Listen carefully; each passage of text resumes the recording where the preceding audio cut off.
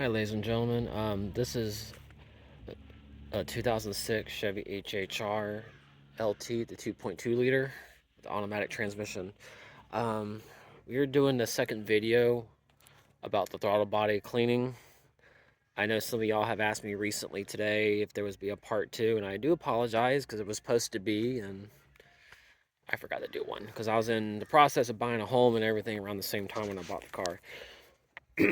All right. The thing is that I don't have to show a video of me taking it apart again, so I'm not going to. Um, the issue is with these cars is that if the throttle body's got a lot of carbon buildup in the wireless throttle body around the butterfly, it can cause the car to randomly stall while going on the road at any speed. On the screen of your car, it will say reduce engine performance, and it'll go down to where it will say engine is disabled like a couple minutes later. Maybe not even that. And your car can roll for a little bit. You just won't be able to go anywhere.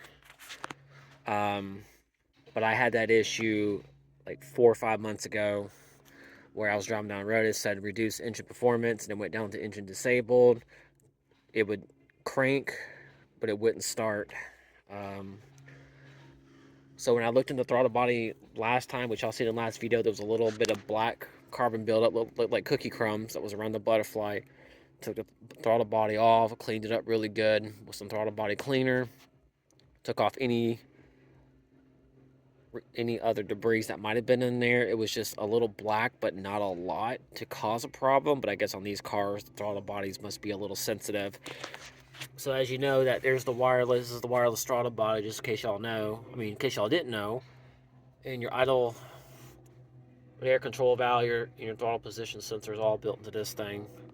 The solder ends are the same exact way, but this is the only vehicle I've ever owned that actually had that problem. Once I cleaned it out, I reset the computer, just be on the safe side, cranked it up. It ran terrifically fine. But also be sure you check your seals. Be sure your seal's not wore out at the same time. But if it is, go ahead and buy one. There's 3 different types of seals for this car. I noticed one has like a deeper curve in it. This one barely has like a slight curve in it. So the gasket that I had was not the right one, and I didn't need to put it on anyway. But with the miles that's on this vehicle, I thought, well, since I already had it off, I wasn't going to replace it, but I couldn't because it was wrong. But still, there's nothing wrong with this seal. Um, Once in a blue moon, I don't know if it is the throttle body. I think it could be. Once in a blue moon, I'll be idling at a red light, and the car will go like round, round, round, round. Keep like RPMs will start jumping around 1 or below. Nothing serious. It does it randomly. Sometimes it does it when I fill up for gas. Sometimes it doesn't. Sometimes it'll just do it randomly at a red light, but it never stalls. It'll go like, and it'll go down. Sometimes I'm thinking that it might be the mass flow air sensor on this, which is right connected to this thing, and it runs right here. The Chevy Cruze had the same exact symptoms, so that's what I'm assuming. I need to put the new one on there to verify before I start buying a new throttle body. I don't buy throttle bodies from junkyards because you don't know how many problems they have. But yes, brand new, these things are like $300. On eBay has tons of them that says it will fit this vehicle. I bought a brand new throttle body. I was going to replace it. I paid $80 for it, but it's bigger, which means fatter in length. But the bolts that come with this, which are 10 millimeter, they don't seem to fit. I mean, they fit, but they don't want to go all the way into the throttle body to mount to the block. So when I checked it out with the other throttle body that I had, it just wouldn't go through all the way. And plus, when I flipped them over, they look a little different. But there is a number on the bottom of these things when you take it off on the bottom end here. You type that number in, you can find the correct throttle body.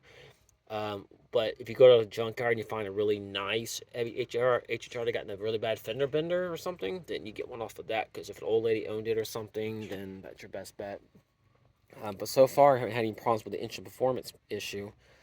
But just be sure when you take everything off, you take this clamp off. You don't have to take it all the way off. There's some screwed enough to untighten it. Now be careful because this hose is short, and it's a pain in the ass sometimes to put it back onto this.